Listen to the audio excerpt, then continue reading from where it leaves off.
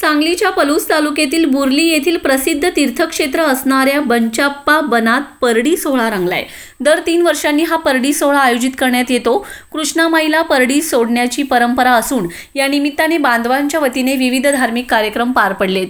ढोल कैताळाच्या गजर आणि फटाक्यांच्या आतिषबाजींसह कृष्णा नदीपर्यंत मानाच्या पालख्यांची मिरवणूक संपन्न झाली। या निमित्ताने बुर्ली, आमनापूर, कुंडल, रामानंदनगर, येळावी यांसह महाराष्ट्र कर्नाटकातील धनगर बांधव मोठ्या संख्येने उपस्थित होते। पंचप्पा मायप्पा देवस्थान बुर्ली हा परडीचा कार्यक्रम दर 3 वर्षांनी एक वेळ असतो, दर 3 वर्षांनी। आणि यासाठी कुंडलची एक पालखी मायप्पाची, त्यानंतर यमगरवाडीची पालखी, पंचाप्पाची पालखी आणि इथं आपल्या बुर्ली या ठिकाणी त्या स्थानापन्न होतात। आणि परिसरातील सर्व गावं, जवळ 20-25 गावं ह्या वालगावसाठी बोलवले जातात, शिवाय हेडम बोलवले जातात। आणि ह्या सर्वांना मिळून हा 2 दिवस कार्यक्रम चालतो।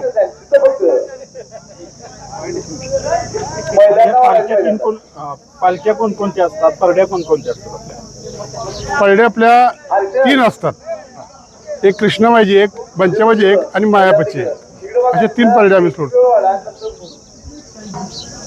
रात्री कधीपासून हा सोहळा सुरू असतो? हा अखंड रात्रभर सोहळा चालतो। हा 2 दिवस चालतो हा सोहळा पूर्ण। आणि काय काय विधी असतात ह्याच्यामध्ये विधी, हा परडीचा विधी फार महत्त्वाचा असतो। परत अगोदर परडी सोडण्यापूर्वी हळद मुहूर्तमेढ म्हणून हळद मेळ असते, आणि त्यानंतर लग्न लावलं जातं, देवांचं लग्न लावलं जातं। आणि त्यानंतर हा परडीचा रात्रभर पुरुषांनीच हा सगळा सोहळा करायचा असतो। पोळ्या करणे, तिथं लागणार सगळा नैवेद्य करणं हे पुरुषांनीच केलं जातं, तिथं महिला अजिबात येत नाहीत। अशी पारंपरिक प्रथा आहे। आणि परडी मागं आणण्याचा तो काय विषय? परडी सोडलेली परत तुम्ही मागं घेऊन येतात?